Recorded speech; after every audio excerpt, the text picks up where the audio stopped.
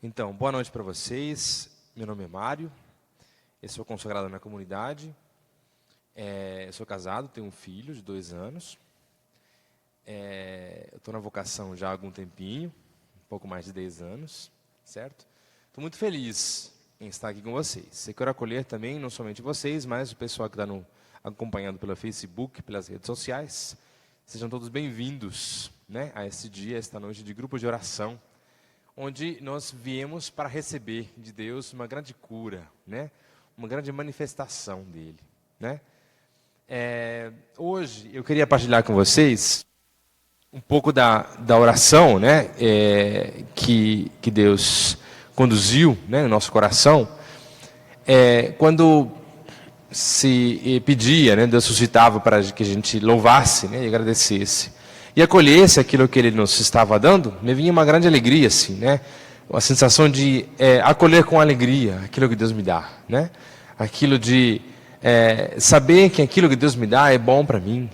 E se eu acolho com alegria, significa que aquilo, Ele vai dar fruto. Se eu acolho com alegria, o que Deus me dá, o meu coração sabe que aquilo que Deus me dá é bom para mim. Isso me faz feliz. Diante das outras alegrias que o mundo possa me dar, aquilo que Deus me dá de fato é a minha grande alegria. A alegria maior de tudo aquilo que Deus me dá, porque até mesmo Deus criou o mundo, criou as coisas, e elas são boas em si, né? Mas a alegria que Deus me dá, ela é a fonte da alegria, né? Então eu queria convidar vocês a abrir a palavra em João, né? Quem tiver a palavra, João 5, versículo 1 a 11, tá? Eu vou ler para vocês o seguinte: depois disso, houve uma festa dos judeus, e Jesus subiu a Jerusalém. Há em Jerusalém, junto à porta das ovelhas, um tanque, chamado em hebraico Betesda, que tem 5 pórticos. Nesses pórticos jazia um grande número de enfermos, de cegos, de coxos e de paralíticos, que esperavam o movimento da água. Pois, de tempos em tempos, um anjo do Senhor descia ao tanque e a água se punha em movimento. E o primeiro que entrasse no tanque, depois da agitação da água, ficava curado de qualquer doença que tivesse. Estava ali um homem enfermo havia 38 anos. Vendo-o deitado e sabendo que já havia muito tempo que estava enfermo, perguntou-lhe Jesus: queres ficar curado? O enfermo respondeu-lhe: Senhor, não tenho ninguém que me ponha no tanque. Quando a água é agitada, enquanto vou, já outro desceu antes de mim. Ordenou-lhe Jesus: levanta-te, toma o teu leito e anda. No mesmo instante, aquele homem ficou curado, tomou o seu leito e foi andando. Ora, aquele dia era sábado, e os judeus diziam ao homem curado: é sábado, não te é permitido carregar o teu leito. Respondeu-lhes ele: aquele que me curou disse: toma o teu leito e anda. Palavra da salvação. Então disse, né, a palavra que havia um tanque no pórtico, né, de Betesda. Esse pórtico de Betesda também se chama de pórtico probático ou piscina probática, né? O interessante porque ele diz que é próximo do pórtico das ovelhas, né? E as ovelhas é o povo, né? Esta palavra está cheia de elementos, né? De algumas simbologias. É o pórtico das ovelhas, que é o povo. Depois tinha cinco pórticos em volta desse tanque, né? Que são que faz referência a 5 chagas de Cristo. Então essa palavra ela é bastante cristocêntrica, né? Ela traz a figura de Cristo, e a figura de Cristo que cura, né? Nesse momento havia uma festa na cidade, e as pessoas se aproximaram deste tanque, desta piscina. Para quê? Para serem curadas, né? Porque diziam, né, que havia um anjo que descia naquela piscina, e quando essa água se movimentava, o primeiro que entrasse era curado. Então estava cheio de pessoas, né, como diz a palavra, de doentes, né, de coxos, de cegos e de paralíticos. Certo? E o que significa? O que significa a figura do cego? É aquele que não vê, certo?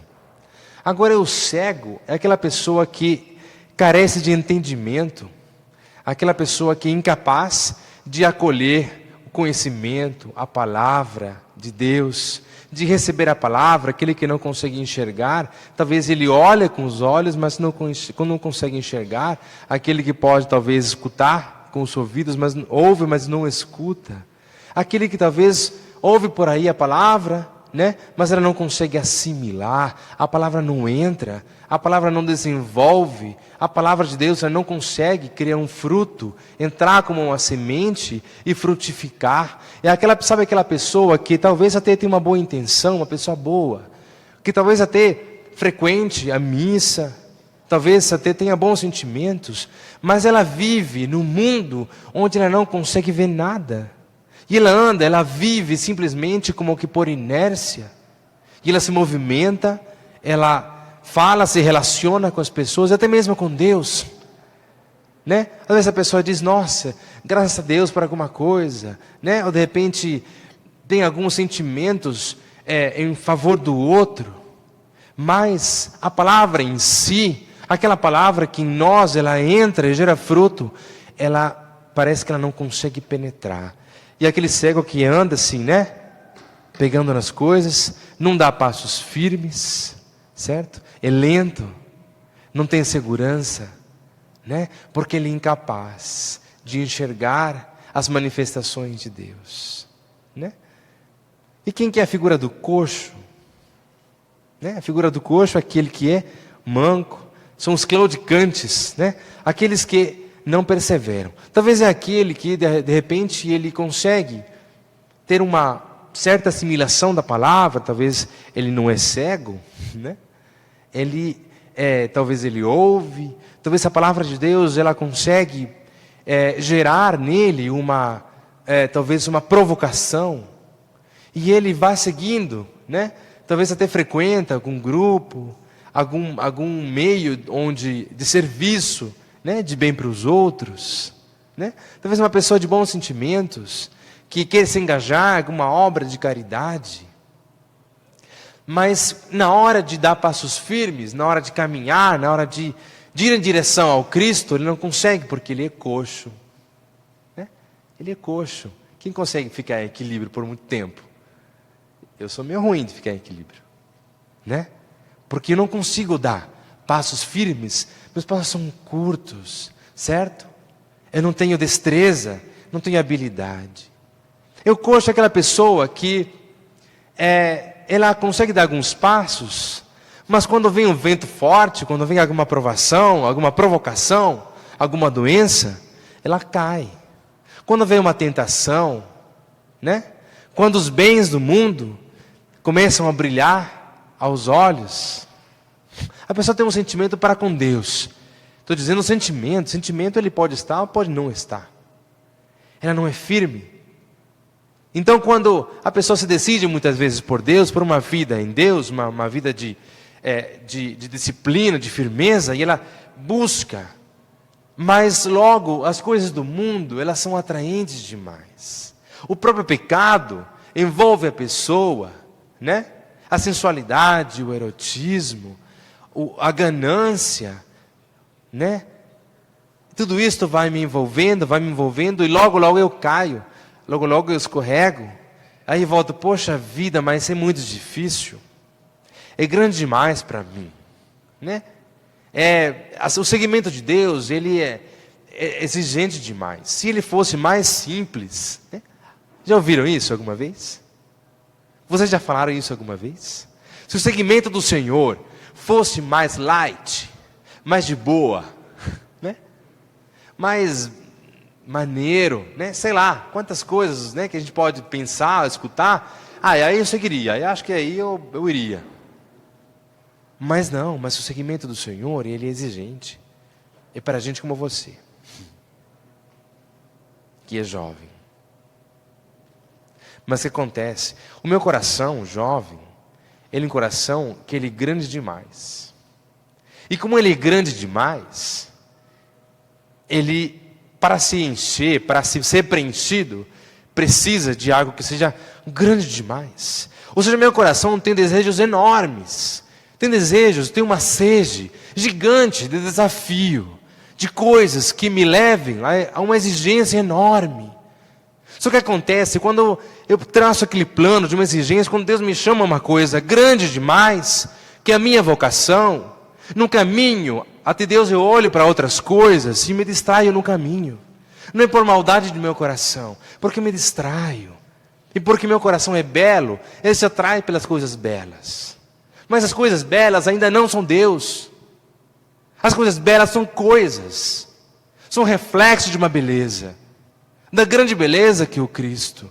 Eu me distraio, e sou como aquele coxo que anda assim aos poucos, e eu não consigo firmar as duas pernas, porque ainda estou amarrado a quantas coisas, a tendências, os meus apegos, a minha sensualidade, ao meu erotismo, ao pecado que me puxa, aos vícios. Não estou dizendo que a gente seja viciado, não, mas não temos pequenos vícios. E eu sempre estou negociando entre o bem e o mal, né? O inimigo vem, me seduz, e eu olho para ele e falo, será? Eu deixo que ele fale ao meu ouvido. Eu não rejeito, deixo que ele fale e olho para ele. Ai, não, mas acho que não posso, mas estou no meio do caminho. Esse é o coxo. E temos ainda o paralítico. O paralítico é aquele que, de fato, ele tem uma grande paralisia, não somente física, mas principalmente uma paralisia espiritual. Nós sabemos que nós somos seres materiais e espirituais. Qual a diferença entre nós e a vaca? É que a vaca, ela não transcende, né? Não tem uma vida eterna. Ela tem uma alma? Tem uma alma, mas a alma dela é simplesmente para viver, para respirar, para comer, né? Para ruminar, para andar pelo pasto. Mas a minha alma não é feita apenas para comer, para dormir, que mais? Para beber? Não, a minha alma é uma alma eterna, certo? É um pedaço de Deus que está dentro de mim. Então, essa paralisia espiritual é aquela que, dentro do meu coração, é como se eu estivesse deitado no leito, sem conseguir caminhar, às vezes levantar os braços. Talvez eu tenha até uma boa intenção, mas eu estou completamente impossibilitado. É aquela pessoa que se encontra, talvez, imersa. Sabe aquelas pessoas que você conversa e elas não somente não têm uma fé, mas elas não querem ter fé. Não somente não tem Deus, mas elas não querem ter Deus. São pessoas que elas se bastam em si mesmas, que as coisas são suficientes. São pessoas que, quando você até mesmo fala de Deus, se sensibilizam com as coisas, com alguém, com um sentimento, com uma obra de caridade, simplesmente é bom, é legal, mas aquilo não vem de Deus. São pessoas que negam radicalmente o Senhor. Elas não querem, estão paralisadas. Não há forma de movimentar essas pessoas. Não há forma, porque por mais que você puxe da mão, do pé, ela vai continuar se arrastando. São pessoas que elas se encontram num estado de total incapacidade, na ignorância. O que significa ignorância? O desconhecimento. Você prega para as pessoas, mas a palavra não entra. Ignoram. Não sabem nem sequer quem é Deus. O interessante é que na palavra, depois, se nós seguimos lendo, esse paralítico, depois de ser curado, ele vai na porta do templo. Não, e aliás, perguntam para ele, quem é que foi que te curou? Eu não sei. Depois perguntam para ele, quem te disse para carregar o seu leito? Não sei, aquele que me disse para carregar o leito, né? Aquele que me curou. Mas quem é aquele que me curou? O paralítico não sabia nem sequer quem era Deus. Teve uma vez, eu dava aula num curso no Pronatec, né? Numa faculdade aqui em Campinas. E era época de quaresma. E eu tinha alguns alunos na sala. E eles, antes da aula, eles tinham uma Coca-Cola ali, né? Eles começaram a servir a Coca-Cola. E me convidaram para tomar Coca-Cola. Aí eu disse, não, obrigado, eu não estou tomando. Por quê, professor? Ah, tá de dieta? Não, é que é quaresma. Quaresma eu estou oferecendo refrigerante. Quaresma, professor? O que é quaresma? Quaresma é um tempo litúrgico, né, onde nós relembramos a passagem, né? Tal, expliquei tudo, né? O tempo que a gente oferece, né? Tempo de penitência, de oração, de esmola, tal. Porque nos prepara para a Páscoa. O que é Páscoa? A pessoa, talvez não por culpa dela, mas ela não sabia quem era Deus. E ela se encontrava paralisada, espiritualmente paralisada. E agora eu pergunto para vocês, pergunto para mim. Quando eu rezava com essa palavra, eu perguntava para mim: onde está a minha cegueira? Onde eu me encontro aqui? Até que ponto eu sou cego, eu sou coxo e eu sou paralítico? Dentro de mim, onde estão as minhas cegueiras? Não sei se posso dizer as minhas coxices, né? Eu não sei se é certo. Mas onde está, onde eu, né, tenho dificuldade? Onde estão as minhas paralisias? Talvez eu não estou perdido no mundo do pecado. Talvez eu não estou, como se diz assim, né, totalmente jogado no mundo, né? Talvez não. Mas dentro de mim existem umas paralisias. Quais são essas paralisias? Muitas vezes, quando nós pedimos a cura de Deus e clamamos pela cura, dizemos como está na palavra, o Senhor foi ao teu encontro dele e pergunta: você quer ser curado? Por que ele pergunta? Será que Deus não sabia? Jesus não sabia que ele queria ser curado? É evidente, se eu estou doente, eu quero ser curado. Mas não é isso que Deus queria saber. É claro, ele vai dizer, eu quero ser curado. Mas Deus não quer somente a cura para mim. O que ele quer? Alguém sabe? Alguém sabe? Pergunta para quem está do seu lado. O que Deus quer de você? Tem a resposta? Alguém tem a resposta? Sabe o que ele quer? Ele quer você. Ele não quer a tua cura. Ele quer você. Fala para quem está do seu lado. Ele quer você. Fala assim, você está entendendo isso? Você está ligado? Ele quer você. E ele não se importa. Ele está nem aí se ele tem que derrubar o que tiver que derrubar para ter você. Arrancar o pecado que for para ter você. Curar o que for para ter você. Para não dividir você com ninguém. Com ninguém. Com nada. É isso que ele quer de você. Não é somente um momento, alguns anos da minha vida, algumas curas, alguns momentos de grupo, de oração, e que for que seja, muitas curas. Ele não quer que eu pregue. Ele não quer que eu sirva. Ele não quer que eu seja consagrado na comunidade. Ele quer que eu seja dele. Porque sendo dele, eu consigo viver para ele, ser para ele, existir para ele, fazer as coisas para ele e não para mim.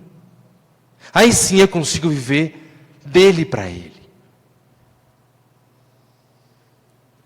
Então quando eu vejo dentro de mim esse monte de inconsistências, né, de paralisias, quando vejo talvez a minha reclamação, a minha murmuração, quando eu caio, né, quando o erotismo vem e me derruba, quando as coisas do mundo, quando as fofocas, quando as reclamações, quando de repente as murmurações e as maledicências, quando eu estou de repente no meio de um clima de rancor, e eu me vejo quantas vezes,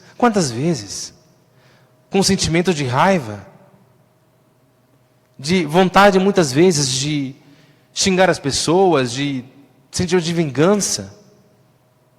E eu vejo as minhas paralisias. Mas a paralisia, na verdade, é o fato de eu não querer. É o fato de me encontrar deitado e não querer me levantar. Bem podia eu pedir simplesmente: Senhor, agita a água. O que as pessoas, os doentes que estavam ao redor daquele tanque queriam? Somente que o anjo agitasse a água. E o paralítico ficou esperando 38 anos para que o anjo agitasse a água e ele pudesse chegar até lá. E você? Você espera que venha um anjo e agite a água? Ou você espera que o próprio Cristo venha? Eu imagino que aquele paralítico não esperava que o Cristo viesse. E ele chegou justamente no paralítico. E aquele outro monte de gente que estava lá. Porque ele quer chegar naquilo que é mais grave, dentro de mim. Ele não quer curar simplesmente a minha murmuração, minha maledicência. Ele quer ir lá no fundo. Mas ir lá no fundo, o que significa? Quando Deus, nós na comunidade, nosso carisma, nós temos um Deus que é ciumento, né?